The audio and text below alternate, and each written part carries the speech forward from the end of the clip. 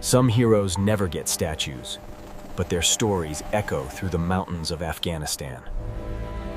This is the true story of Staff Sergeant Michael Harris, a man who walked into danger, not for glory, but for his team.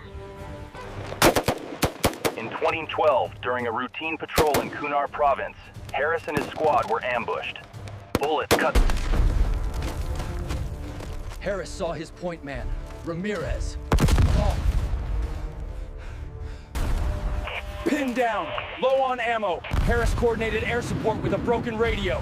His voice cracked, but not his courage.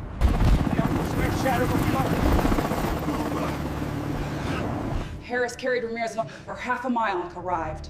For his bravery, Harris received the Silver Star. But when asked about it, he simply said, "I didn't do anything special. I just took care of my team."